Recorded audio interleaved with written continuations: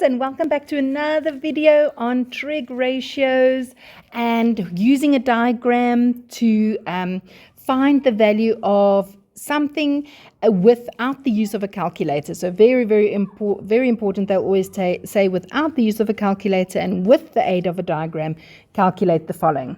So let's quickly have a look at a question that they might give you. All right, so let's have a look. So if sine theta is m and theta is an element of 0 to 90, so what does this tell me? This tells me that it will always be in the first quadrant, and these types of questions will only always be in the first quadrant because we have to have the m and the 1 that you'll see now as a positive. So we don't know the value of them, so we're always going to write them up in the first quadrant. So you'll never find that these are ones that you have to look which quadrant it is. It's always going to be in the first quadrant. All right, it says, so if sine theta is m and theta is an element of 0 to 90, calculate tan theta times cos theta in terms of m.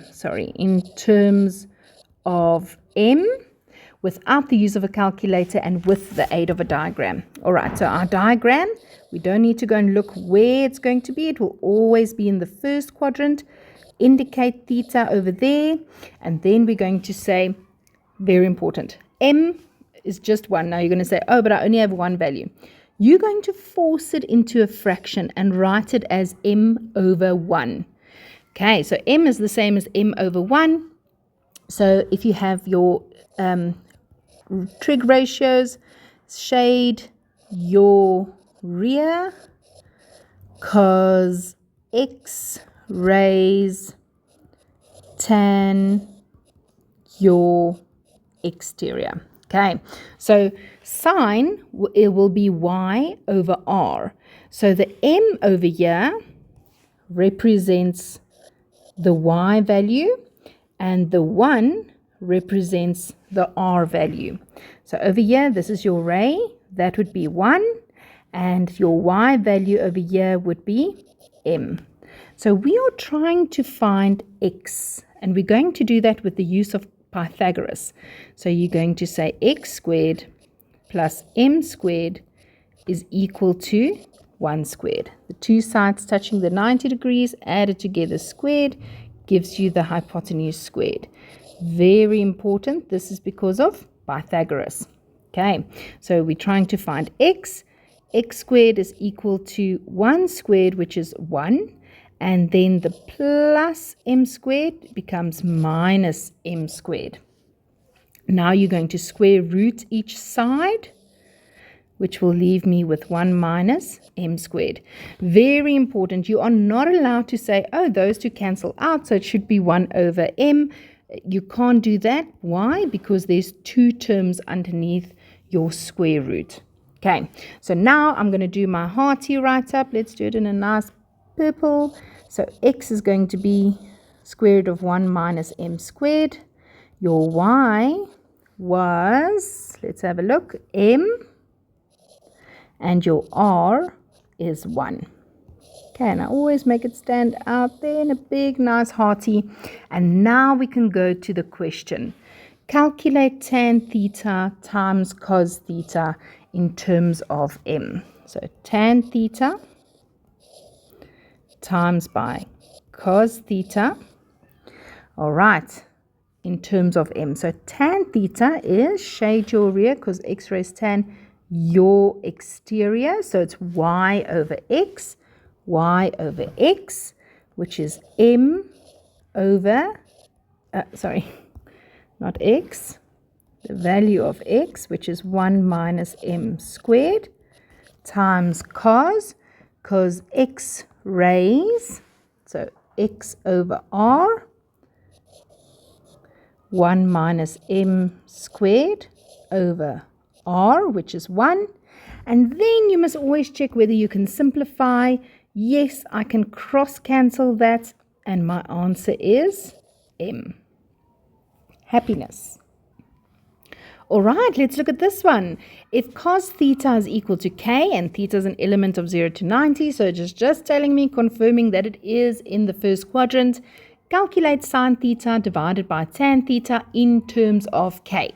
And another way that you can identify this, I didn't write it though, but it will say without the use of a calculator and with the aid of a diagram. All right, so first things first, we're going to put it over 1 because x rays, so the k represents x and the 1 represents r. So let's go draw it in our diagram, our Cartesian plane, sorry. There's theta over there. So the r is 1 and x is k. So we want to find y over here. All right, so we're going to use Pythagoras. So k squared plus y squared is equal to 1 squared. So k squared is equal to, let me just quickly simplify that 1 squared just to show you that step. So 1 to the power 2 stays 1. So then I'm going to get, my y alone. So y squared is equal to 1 minus k squared. And it's, okay, so you see that I simplified that 1. And how do I get y squared just to be y? I square root each side, so I've got 1 minus k squared. Okay, so let's do our hearty write-up. We've got our x is k, our y is that ugly answer over there, 1 minus k squared, and our r is 1. Okay, and now they asked us to calculate sine theta divided by tan theta. So I'm going to write it here again. Sine theta divided by tan theta. Oopsie, something, and I know. So please always go back in your test and check whether you wrote Pythagoras over there. Okay. Okay, so shade your rear. So it's 1 minus k squared over 1. Divided by, I just always write them next to each other, especially that it reminds me to times and tip, if needs be. So especially if it's a fraction divided by a fraction, I like to write it next to each other.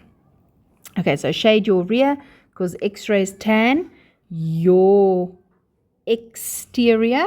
So it's going to be 1 minus k squared, your x, which is k. Okay, and now we need to remember 2 times and tip. And then we can cross cancel like that. And our answer is k. What a beautiful answer. All right. So just something to note. So if cos theta is k and sine theta divided by tan theta is also k, then we can actually say that cos theta is equal to sine theta divided by tan theta. All right, just something to think about. And yes, like I said, I don't know if everybody does this in their syllabus in grade 10. We included a bit because I know it's a bit of a stretch. But I think it's very doable for grade 10. And you might just get a question like this in the exam where your teacher tried to see whether you can do a little bit of a harder or a bit of a stretch sum. Okay. But I hope it helped. Hope you have a wonderful day further. And I'm looking forward to making another video and helping where I can. Lots of love. Thanks, guys. Bye.